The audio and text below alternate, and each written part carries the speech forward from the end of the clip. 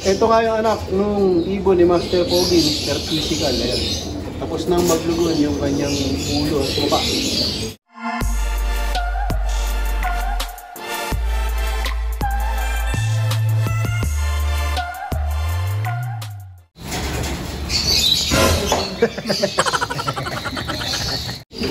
Welcome back mga kalapatids. Medyo tinanghali nga ako na kayat mga kalapatids dahil nag-seminar kami sa Cavite.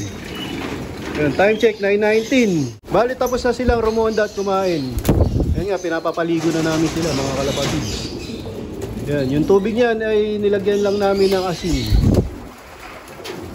Kaya nga nilagyan ko ng asin yung tubig nila mga kalapatids kasi yung iba meron pang mga may one eye o nagluluha yung isang mata nila mga kalapatids.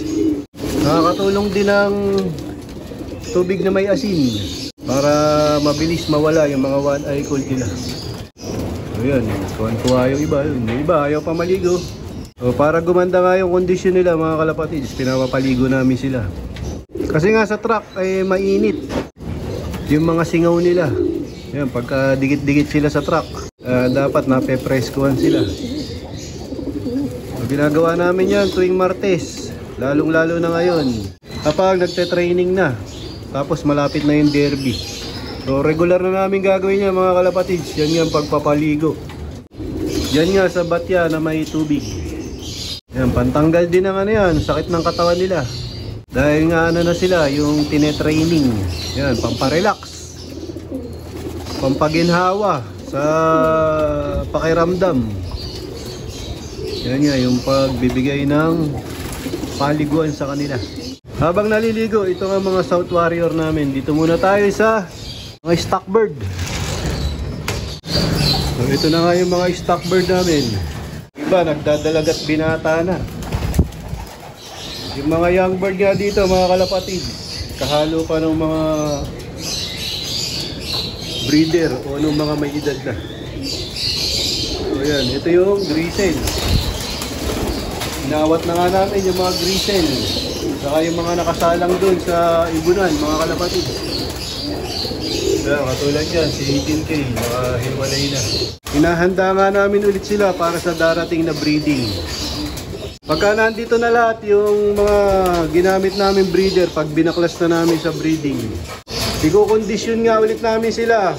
Baga, papaliguan, pupurgahin, tapos ipa-flashing. Tapos vitamins. Tapos pag kondisyon na mga kalapatid, syempre salang na ulit sa February yan, paghahanda sa 2024-2025 South Race. Ito nga, tapos na maglugon yung buka. Ito nga yung anak nung ibon ni Master Pogi, Mr. Physical. Ayan. Tapos na maglugon yung kanyang ulo at mukha. Tapos ito na iba.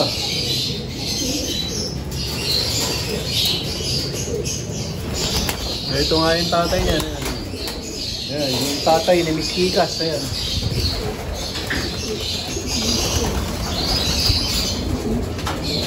Tapos yung first clutch ng lock breed na imbrek. Ito mukhang magagamit na. Ayan. Bihis na. May kapatid to. Ang kapatid nga nito para ganun din. Halos kompleto na rin yung balahibo. Yung white feather. May white feather. Hindi ko makakita. Ito. Ito na yung kapatid niya na ano, white feather. Yung may puti sa ulo. Yung anak nga ng lock breed na imbrek.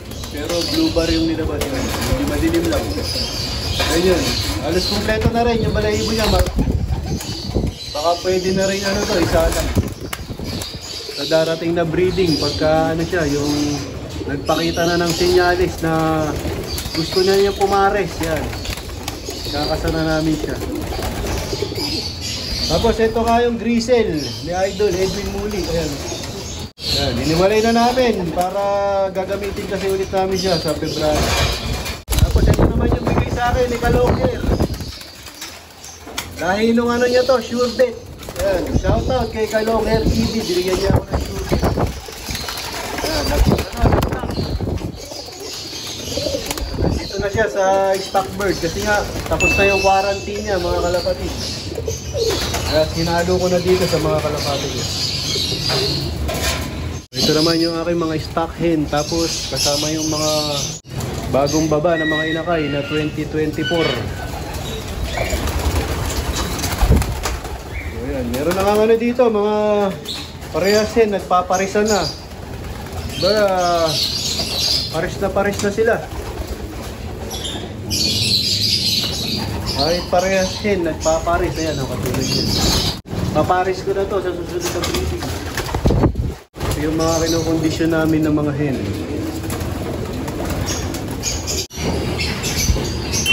Yan! Iniintay ko na nga lang maglakihan to mga inakay nito mga kalapatid.